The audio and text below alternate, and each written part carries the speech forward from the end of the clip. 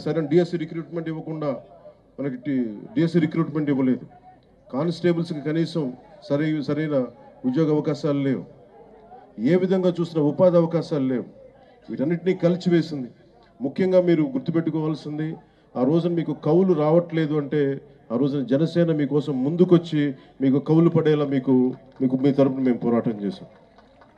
మీకోసం ఆ రోజున కంచెలన్నీ వేస్తే, ఆ రోజున ఆడపడుచులు ఏడ్చి వేదనతోటి ఆ రోజు వస్తే, ముళ్ళ కంచెలు వేస్తే మేము మీకోసం దాటి ముందుకు వచ్చాం.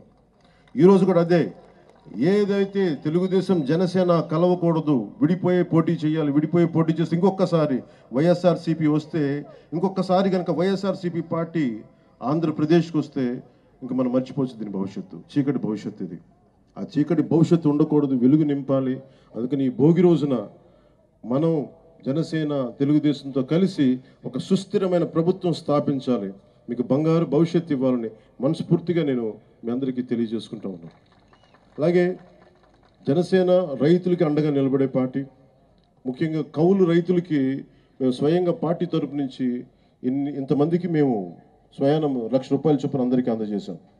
అందుకని మీకు ఎప్పుడు కూడా భూమి కోల్పోయిన రైతుకి, కౌలు రైతులకి, రాష్ట్ర ప్రజలకి, యువతకి, మహిళలకి అందరికీ కూడా పేరు పేరున ప్రతి ఒక్కరికి కూడా నా శుభాకాంక్షలు తెలియజేసుకుంటూ, భవిష్యత్తులో ఈ రోజున మాట్లాడబోయే చాలా ముందు ఉంది.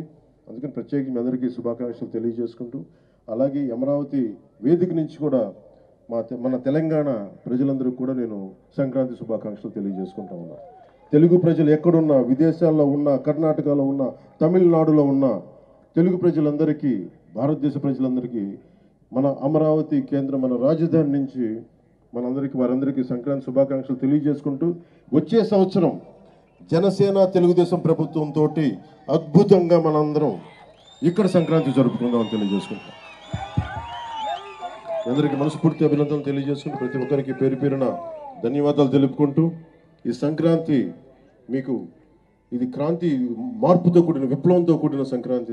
ఇది మీ అందరికీ వెలుగులు నింపాలని, కాంతితో పాటు క్రాంతి కూడా రావాలని మనస్ఫూర్తిగా కోరుకుంటూ సెలవు తీసుకున్నాను.